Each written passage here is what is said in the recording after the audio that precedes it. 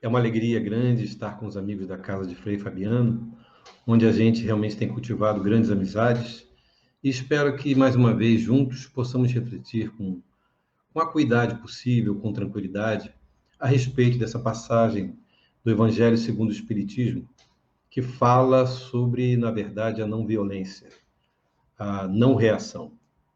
Isso tudo está na conta, na pauta, na verdade, dos ensinamentos mais profundos de Jesus, porque diz respeito ao comportamento do homem, a tudo aquilo que ele vai vivenciar e experimentar quando encarnado. Outro dia, eu peguei um livro para ler, que eu despretensiosamente tinha visto o título na internet, e é um livro que eu nem sabia que ele tinha escrito sobre esse assunto, que é de Leon Tolstói, que é O Reino de Deus em Vós. Esse livro, Leon Tolstói nos revela que ele foi escrito por conta de um encontro que ele teve com alguns quakers. Quakers são uma seita que, na verdade, que eles são advindos do protestantismo do Reino Unido no século XVIII. E esses mesmos quakers, 18 não, 17, aliás, esses mesmos quakers, eles pregam em todas as suas acepções, na mais profunda realização, porque é na vivência mesmo, eles pregam a não violência, a não reação, de forma alguma. E Leon Tolstói começa a descrever esse encontro com essa visão de mundo que era completamente diferenciada daquela que ele havia adquirido já na infância, como católico ortodoxo na Rússia, e que se desenvolveu por algum tempo, mas que depois ele se desassociou, exatamente por não encontrar respaldo no próprio catolicismo, que até então ele se encontrava, de tudo aquilo que ele percebia como sendo a realidade da vida, de tudo aquilo, principalmente, que Jesus tinha dito e que, na verdade, não era cumprido pela maioria dos religiosos. Isso é muito interessante a gente perceber, porque, infelizmente, na maioria das religiões do mundo, a gente vê que a busca pelo poder, a busca por satisfazer as próprias necessidades egóicas, levam o religioso a esquecer o fundamental, qual seja o comportamento. Se eu prego X, eu tenho que fazer X e, se possível, X ao quadrado. Na verdade, eu tenho que vivenciar tudo aquilo que prego. E por isso mesmo Leon Tolstói não acreditou naquilo. Se desvinculou da Igreja Católica Ortodoxa da Rússia e começou a descobrir novas possibilidades, dentre elas essas dos Quakers, no qual ele descreve durante todo esse livro, que é um livro belíssimo. Aconselho muitos a ler. É O Reino de Deus em Vós, de Leon Tolstói. Mas, enfim, pensando nisso, pensando também, por exemplo, em Mahatma Gandhi, lembro de uma passagem dele em que ele está junto com o padre, que era um amigo seu, que conviveu com ele durante muitos anos, até a início da independência da Índia. E numa determinada passagem, os dois estão juntos, passando por uma rua na Índia, e quando eles olham na sua frente, desculpa, da Índia não, ainda na África do Sul, os dois olham para frente e vêem um grupo de jovens. Esse grupo de jovens estava pronto para agredi-los. O padre fica apreensivo e fala para Gandhi: olha, acho que é melhor nós tomarmos outro rumo, sairmos daqui porque nós vamos apanhar. Aí Gandhi olha para ele e fala: ué, eu acho que nós deveríamos seguir o exemplo do seu mestre, oferecer a outra face e não ter medo da vendita, não ter medo da agressão. Vamos em frente. O padre, mesmo assim, estava receoso, mas assim mesmo seguiram em frente, sob o impulso de Gandhi. Chega lá na frente, chegando quase perto aos meninos, aos jovens, aliás, a mãe dos jovens os chama, sai da janela, os chama e fala: vocês têm que cumprir as suas tarefas, vão logo. E os meninos se calam. Gandhi passa no meio daqueles jovens e segue em frente. Isso se chama a confiança profunda, o entendimento profundo de tudo aquilo que Jesus nos trouxe. E Gandhi, um hinduísta, já tinha lido Jesus em profundidade. o entendia, inclusive falava que não compreendia como os católicos, como os cristãos, eram tão violentos, tendo em suas mãos tudo aquilo que Jesus lhes legou. E esse é o paradoxo que nós nos devemos deparar. Isso é com que nós deveremos refletir sobre a nossa condição hoje de vivência em nossa sociedade. Sabemos muito bem que oferecer a outra face parece alguma coisa assim fora de qualquer propósito, principalmente numa sociedade em que a força, a virilidade, a masculinidade está em voga e cuja feminilidade é um traço que não é muito bem aceito. E, na verdade, o que Jesus nos traz com essa colocação é exatamente a ânima e o ânimos, que estavam presentes nele e em tudo que ele colocava e em tudo que ele fazia. Essa ânima e ânimos que vem de todas as colocações, o estudo e o desenvolvimento da ideia de Jung, na verdade, nos mostra que todos nós temos essas duas facetas, esses dois impérios, essas duas possibilidades, essas duas polaridades em nós, e que devemos equalizá-las no nosso viver. Equalizar essas potencialidades significa mensurá-las dentro de um propósito de vivência plena. Olhar a vida de uma forma mais ampla.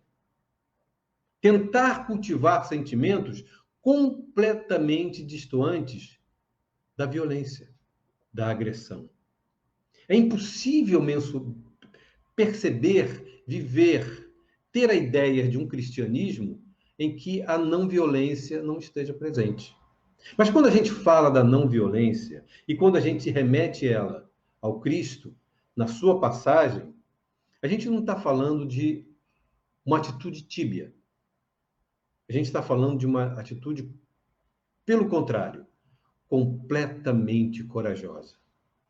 Há de se convir que reagir é quase natural. Está no nosso processo reptiliano, no nosso cérebro reptiliano, onde o primitivismo ainda está em voga. Então a reação é natural, faz parte do instinto. Dominar essa reação e deixar que o neocórtex tome a frente e tome as decisões de forma racional, lógica, pautada numa moralidade bem embasada, isso está na conta do verdadeiro cristão. Passar pela prova e entender o momento como um momento de aprendizado. E entender que no momento da prova, no momento do testemunho, é hora de se colocar tudo aquilo que se conhece em provação. É, sim, um pouco difícil, imagino eu. Passar por uma situação vexatória, muitas vezes até de humilhação, e passar incólume, sem nenhuma reação. Mas esse é o verdadeiro propósito da vida. Por quê? Porque aquele que reage, olhando até por uma questão fisiológica, ele traz para si mesmo um encharcamento de uma série de hormônios que o prejudicam fundamentalmente na sua composição somática, no seu corpo. As neurociências já nos mostram que isso acontece verdadeiramente. Quando você alimenta um sentimento de rancor, de ódio, de vingança, de violência, isso se traduz no corpo, nesse encharque desses hormônios que vão fazer com que você adoeça, você se sinta mal. E quanto mais você se encharcar disso, mais você está quase que se automutilando. Imagine-se que é necessário ter muita consciência do que se faz. E para se ter essa consciência plena, primeiro, é necessário utilizar-se do processo que a gente sempre fala na doutrina espírita, que é o do autoconhecimento, para saber-se quem se é mesmo, na verdade, quem se é em profundidade. E nesse autoconhecimento, começar a produzir possibilidades novas para que, quando do enfrentamento nessas situações, poder estar num patamar de compreensão bem mais amplo, não ser levado naturalmente pelo instinto e ter uma reação. Essa reação que, na verdade, só vai nos mostrar exatamente que ainda somos aquele homem velho, lascivo, duro, violento, reativo, e não saímos desse patamar de animalidade. Visto que, se a gente for colocar a conta a humanidade hoje, como ela vive, a gente vai perceber muito claramente que a grande maioria faz exatamente o que se fazia há milênios, há muitos milênios atrás. Ou seja, eu acordo, eu como, eu caço, eu volto com a caça e durmo. Existe algum paralelo isso com a sociedade atual? Se a gente olhar muito claramente, a gente vai ver que é exatamente isso que a gente faz. E todo voltado para esse mecanismo, que é, na verdade não é um mecanismo, é um automatismo, a gente vê que há uma necessidade profunda de sair dessas circunstâncias, sair desse contexto e modificar todos os parâmetros de vivência em que nos situamos atualmente. Se somos levados apenas a cumprir com as nossas necessidades e reagir ao mundo, dificilmente teremos paz de espírito. Dificilmente seremos tranquilos. Dificilmente encontraremos o equilíbrio, como Siddhartha Gautama, Buda, nos chamava a atenção, o caminho do meio, o equilíbrio. E isso se torna fundamental. Então, para isso, Jesus nos chama a atenção nesse momento em que ele estava no monte, após o sermão em que ele acabava de conclamar todos a amar uns aos outros, ele fala sobre essa não violência, essa não reação, como sendo fundamental, como um parâmetro norteador para o futuro homem de bem, para aquele que entendeu a sua mensagem e quer vivenciá-la. Isso, na verdade, muita gente pode falar, isso é uma questão religiosa, uma questão filosófica. É muito mais do que isso. Como citei anteriormente, é uma questão científica mesmo. A neurologia tem nos mostrado isso. Na verdade, as ciências só têm corroborado tudo aquilo que Jesus nos trouxe. O próprio Espiritismo, que é uma ciência na sua base, ele nos comprova e amplia o olhar de tudo aquilo que Jesus nos trouxe. Por quê? Porque muita gente também poderia perguntar, por que não ser violento? Por que não reagir? Afinal de contas, a vida é uma só. E se a vida é uma só, vamos lá, né? Eu não vou deixar que as pessoas me batam na face. Eu não vou deixar que as pessoas façam, me humilhem de qualquer maneira. Daqui a pouco a vida acaba e eu não vou deixar esse fato dessa maneira. Só que, na verdade, a doutrina espírita nos mostra exatamente que a vida continua. E não só a doutrina espírita. A gente pode sair até do âmbito da doutrina espírita.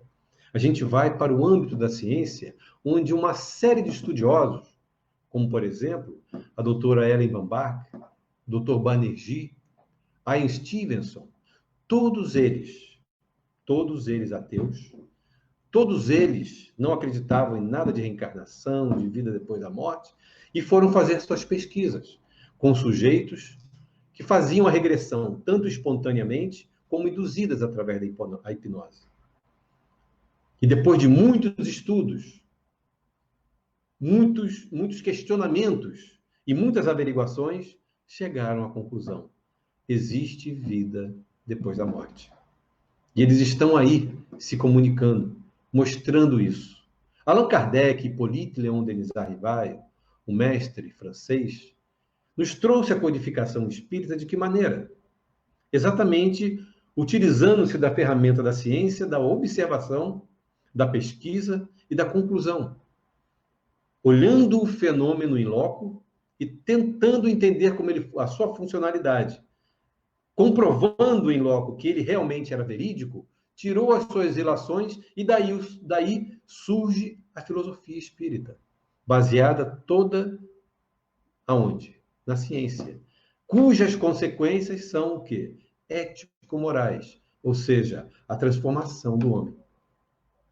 Então, O conclamar de Jesus para a não violência vai além apenas de um fato, possivelmente poderia ser chamado de filosófico, ético-filosófico, muito mais do que isso. Ele vai, na verdade, no âmago do ser humano. Por quê?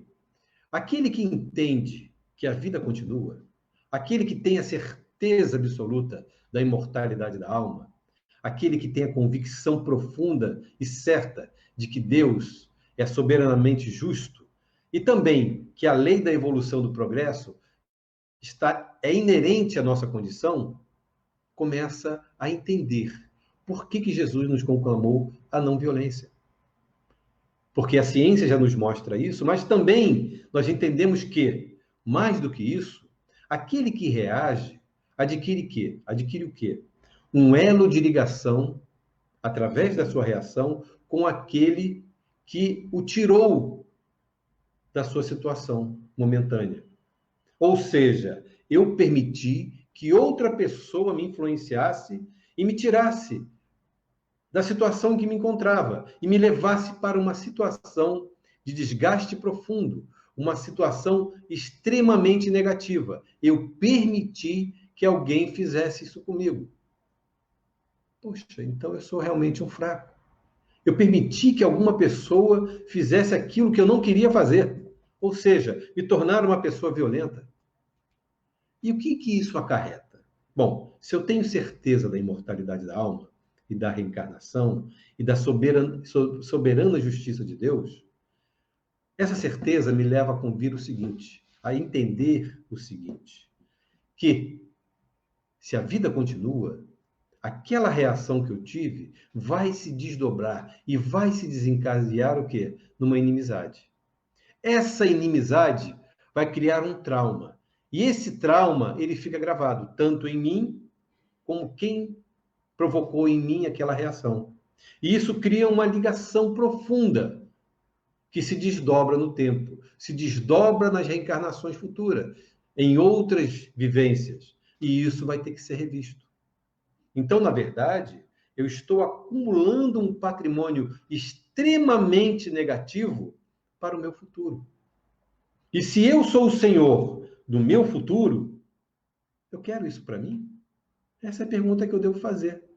Então, não reagir deve estar na conta dos nossos objetivos como conquistas morais de nossas existências. Eu me lembro de um fato, isso, se eu não me engano, foi dos anos 80, eu acho que foi nos anos 80. Saiu uma reportagem no Jornal Nacional que falava sobre um assalto num banco, no Rio de Janeiro, se eu não me engano, na zona norte do Rio de Janeiro. Nesse assalto desse banco, aconteceu uma situação que chamou a atenção de muita gente. Enterneceu a maioria dos corações. Bom, o assaltante entrou, foi fazer o seu assalto, mas ali houve uma reação de um policial ou de um vigilante. Nessa reação houve um tiroteio. Nesse tiroteio, um pai estava com seu bebê de colo recém-nascido. E aquele bebê de colo é atingido. E desencarna. Vocês imaginam a comoção que isso causou nas pessoas? Bom, uma criança recém-nascida sendo atingida no colo do pai? Nossa, o pai deve ter ficado enfurecido. Queria pegar ele de qualquer maneira, se vingar de qualquer maneira. Bom, passado algum tempo, foram fazer uma reportagem com o pai. Bom, o que o senhor acha? O que o senhor quer que a justiça faça? Como é que o senhor está se sentindo em relação a essa situação?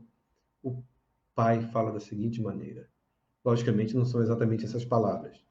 Mas ele fala o seguinte, que ele já havia perdoado o agressor, aquele que levou a vida do seu filho, e pedia a Deus que também o perdoasse, que ele não guardava mágoa nenhuma em seu coração.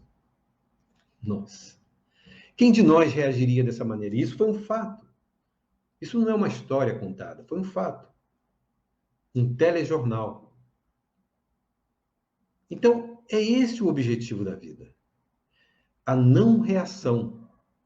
Gandhi libertou todo um país através do quê? da não reação, mas de um ativismo profundo. Porque muita gente pode achar que a não reação é a passividade. Não é nada disso. É uma atitude corajosa. É uma atitude em que eu ajo em relação a uma ação extremamente negativa, eu contraponho uma ação completamente benéfica. Eu diluo aquela situação e constranjo, e não é essa a intenção, mas naturalmente o agressor, ele se sente constrangido. Normalmente é assim que acontece. Em várias situações que a gente já pôde presenciar, eu pelo menos já presenciei algumas, em que o agressor bate uma vez e bate outra, e quando não há agressão, ele se sente constrangido. Por quê? Ele cai em si e vê o animal que ainda é. Muitas vezes isso não acontece. E existe naturalmente em nós um instinto de preservação. Ninguém vai se deixar imolar profundamente por outro alguém. Há, pelo menos, a defesa. É isso que muitos pensam. E isso é natural, na condição em que nós estamos hoje. E aí eu posso falar por mim, na condição em que eu estou hoje. Eu tentaria me defender, perfeito. Mas o exemplo de Jesus foi esse? Qual foi o exemplo dele? Ele se deixou imolar. Não reagiu uma única vez. Foi preso ao madeiro e lá ainda falou o quê? Pai, perdoa-os. Eles não sabem o que estão fazendo. Porque é exatamente isso. Quem age com violência, quem age com dureza, quem age dessa maneira, é porque não sabe o que está fazendo. Não sabe o que representa a vida. Não sabe o seu desdobramento. Porque isso é que é importante, principalmente para o espírita, é saber o desdobramento de nossas ações, as suas consequências, lei de ação e reação. E isso é que se torna fundamental. E colocarmos a conta no nosso comportamento, da nossa vivência. Poder raciocinar de uma forma muito clara diante das situações da vida. E quando a gente fala em violência, a gente não está só falando da violência brutal. A gente está falando, por exemplo, da violência verbal. Isso acontece em nossas vidas? Acontece normalmente. As situações mais esdrúxulas, por exemplo, acontecem no trânsito, né?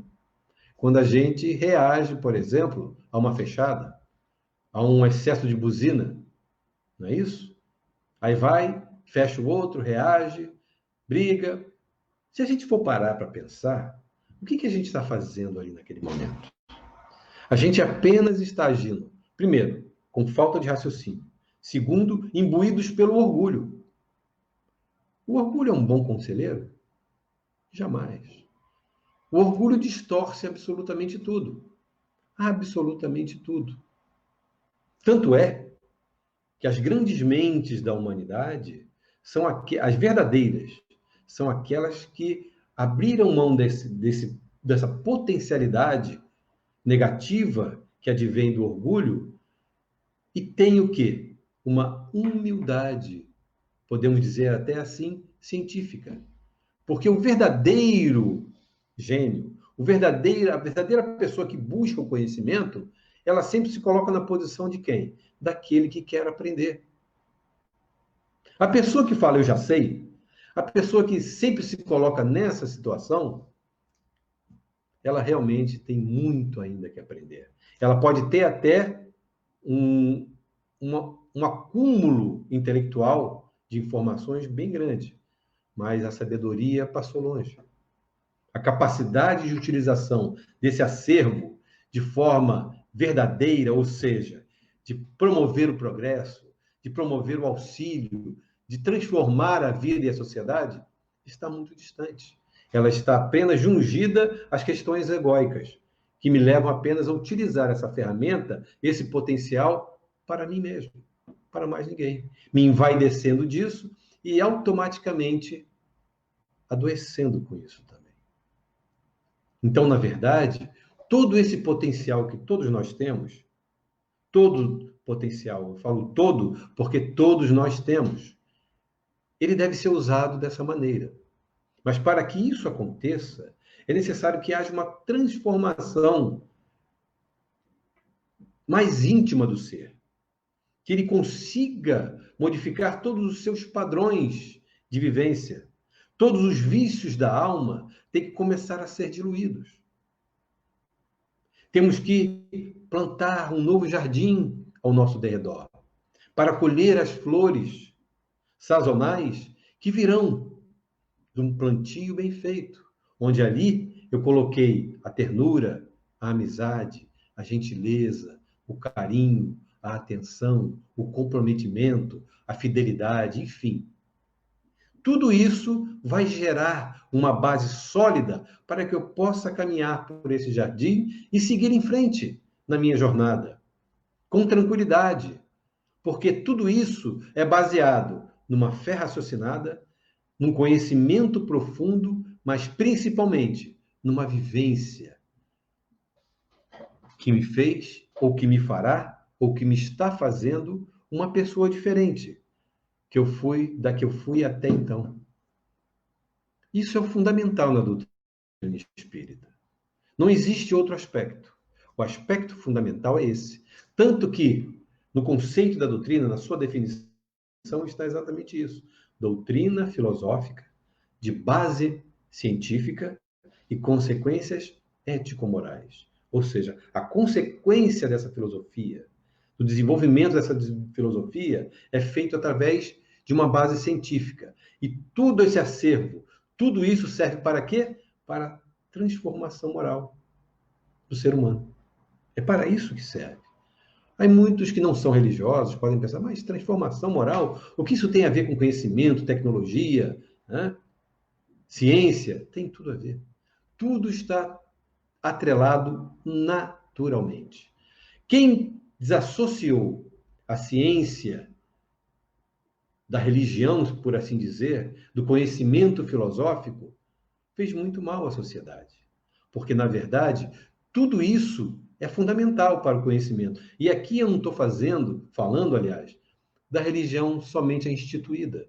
Eu falo principalmente da religiosidade, que é aquele sentimento nato que o ser humano tem, sem nenhuma instituição por trás, que o leva diretamente a buscar a ligação de volta com Deus. E esse Deus não é aquele Deus antropomórfico do passado, não é o Deus que pune, que joga raio, nada disso. É o que é o Deus? Está na pergunta número 1 do Livro dos Espíritos. O que é Deus? Ele é a sabedoria suprema do universo, causa primária de todas as coisas. Kardec não pergunta quem é Deus, o que é Deus. Então, essa pergunta ela já é determinante para entender, principalmente, qual vai ser a lógica de todo o Livro dos Espíritos. Quem ainda não leu, fica maravilhado. Quem gosta de ciência, quem gosta de um entendimento filosófico mais profundo sobre a vida, fica maravilhado. Porque ali tem todas as informações de que eu preciso para entender todo esse mecanismo do existir e, principalmente, consolar o homem velho que ainda sou, preso ainda às situações do agora, do presente, e por isso mesmo modificar tudo isso. No capítulo das leis morais do Livro dos Espíritos, tem a lei do progresso. E lá tem a pergunta 799, onde Kardec pergunta aos espíritos como seria possível o espiritismo contribuir para o progresso. E a resposta dos espíritos é enfática: destruindo o materialismo. Aí muita gente pode ficar horrorizado, né? Destruir. Mas o que é destruir o materialismo? Ele está falando de força? Contrapor uma força contra o materialismo? Nada disso. Ele está falando do quê? Da saída da ignorância, do esclarecimento, de mostrar a verdadeira realidade da vida. E não só através de uma questão filosófica e conceitual, mas principalmente através dos fenômenos, das pesquisas que embasam toda essa filosofia e nos dão a certeza absoluta que a vida continua. Então, o que ele faz? Ele destrói, ele dilui o materialismo. E é para isso que a doutrina veio também. Para diluir, para dissolver, para destruir o materialismo. Quando ele sai do coração do homem, o homem começa a ter novas perspectivas. Faz sentido ser bom. Faz sentido ser altruísta. Faz sentido não reagir. Faz sentido começar a olhar as pessoas ao meu redor como irmãos. Sejam elas filhos, avós, pais, qualquer parente. Todos, em humanidade, são meus irmãos. Então, tudo isso modifica completamente aquilo que éramos até então. Quando Jesus, então, nos convida a refletir sobre as consequências da não-reação, ele nos mostra exatamente o caminho a ser seguido pelo homem que quer entrar pela porta estreita. Pelo homem que entendeu o significado da vida e começa a modificar paulatinamente, porque a gente sabe que as mudanças não se operam a saltos. Elas são gradativas. E para isso mesmo há que se ter tempo. Tem que se ter paciência. Pode-se acelerar isso? Pode-se. Claro que se pode. Com determinação, com disciplina, com vontade. Isso pode ser feito. Todos nós podemos criar essas circunstâncias. É possível, é plausível a qualquer pessoa. Basta querer acelerar o processo. Como é que eu acelero também?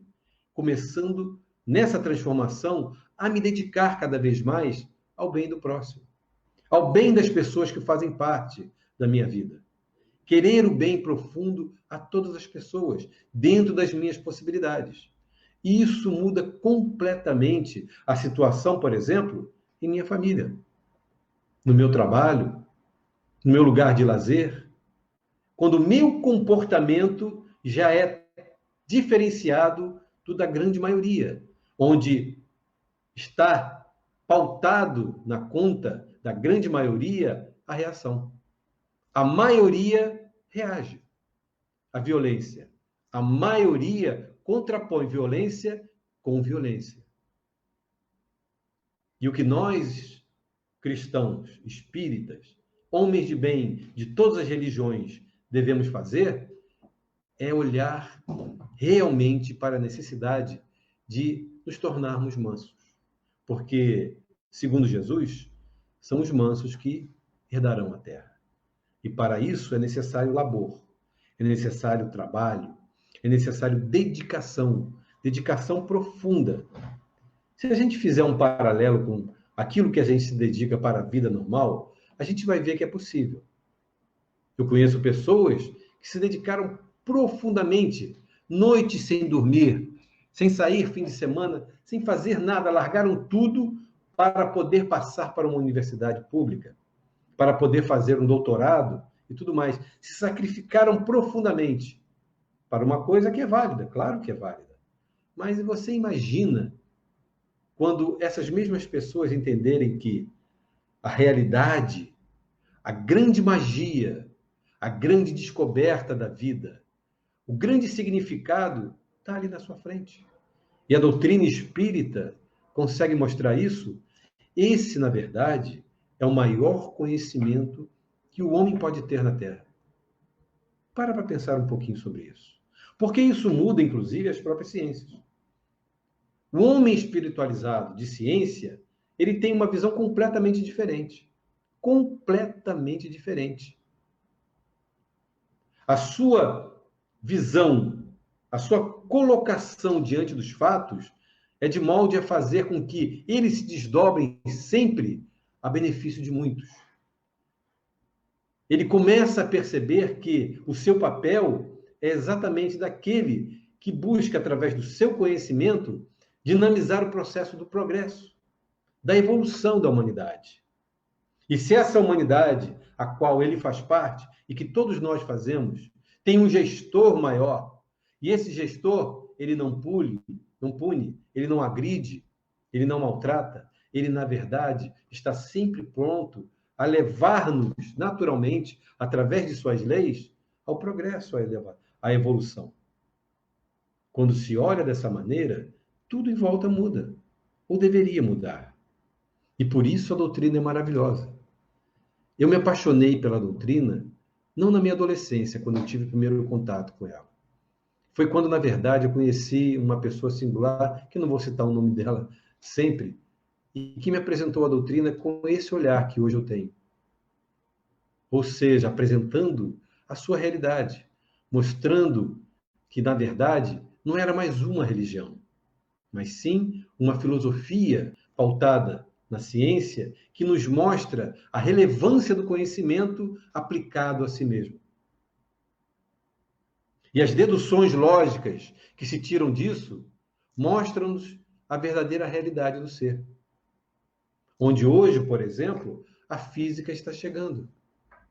Alguns cientistas já admitem que a matéria é plausível de não existir como a gente imagina. Imagina como isso vai revolucionar, porque a física quântica já está o fazendo. Nas coisas pequenas, nos mostrando que o universo é muito mais amplo. E as leis são completamente diferentes daquelas que imaginávamos para o macrocosmos. E o que Jesus nos apresentou foi exatamente isso. A largueza no universo, a preponderância da harmonia no universo, tudo tendendo para a beleza, tudo tendendo para a realização da felicidade no ser. E isso acontece? Sempre acontece. Depende, obviamente, de mim. Depende de como eu vejo e como eu aplico tudo isso dentro de mim. Como isso tem podido transformar as minhas reações, até então, um ser reativo, em ações positivas para o meu bem e o bem das pessoas que estão ao meu redor. Ou seja, já não olhar a vida apenas pelo seu próprio umbigo, olhando para si mesmo, mas perceber que a cada reação que eu tenho, ela se desdobra no espaço e cria outras ações ou reações que têm as suas consequências e as quais eu sou responsável. Então, ser responsável mostra um amadurecimento, porque eu começo a entender que eu preciso respeitar o outro. Cada um tem a sua verdade, cada um tem as suas buscas do seu caminho e todos merecem atenção e respeito. A doutrina é maravilhosa, porque ela vem do coração de Jesus, o nosso mestre amado, o Senhor da vida, o nosso Rabboni, o mestrinho do nosso coração, que na verdade é essa luz poderosa que traduz toda a sensibilidade e todo o amor do universo. Jesus, conectado diretamente com o Pai, com Deus, prescrevia e prescreveu para a humanidade um futuro belíssimo. Apesar de muitos não ver, muitos só conseguem ver a violência, a desgraça, a dificuldade, a dor. Na verdade, tudo isso são ciclos, processos transformadores que servem para o amadurecimento da individualidade do ser e da sociedade como um todo. Ter essa visão mais clara também nos é promovido pelas questões basilares, primordiais que a doutrina nos oferece. A existência de Deus, a comunicabilidade dos espíritos, a imortalidade da alma, a reencarnação e a evolução, que são os princípios norteadores que nos dão a base necessária para um olhar para a realidade de forma completamente diferente. E nos momentos difíceis em que passamos atualmente, saber que, como outros momentos, são cíclicos, para, como disse anteriormente, a maturação de toda a sociedade e de todos os que fazem parte dela. E, individualmente, o crescimento promulgado pela necessidade, pela compreensão de cada um que faz parte dessa mesma sociedade. Então, eu preciso tomar conta dessa posse e tornar-me um ser consciente. Consciente de mim mesmo. Porque, na verdade, nós sabemos disso, nós somos seres, por enquanto, que vivemos no subconsciente. Porque 90% do que temos como potencialidade é subconsciente. O que a gente vive no espectro da vigília é apenas 10%. Então, dentro desse norteamento, a gente não consegue nem se nutrir daquilo que a gente mesmo tem. E vive numa superficialidade. Quando o homem faz o mergulho para si mesmo e começa a rever essas situações, ele começa a despertar esses potenciais. Então, as questões, por exemplo, como a da não violência, começam a ser naturais no seu procedimento, na sua conduta e na sua forma de ser. Que bom, queridos amigos da Casa de Frei Fabiano, estarmos conversando sobre a doutrina. É maravilhoso poder tentar colocá-la em nosso coração, no nosso entendimento. Que possamos cada vez mais estar juntos e, mais do que isso, espalhando a boa nova, a boa notícia em todos os lugares, mas principalmente através do nosso comportamento. Ricardo, que a paz de Jesus esteja conosco e a palavra é sua.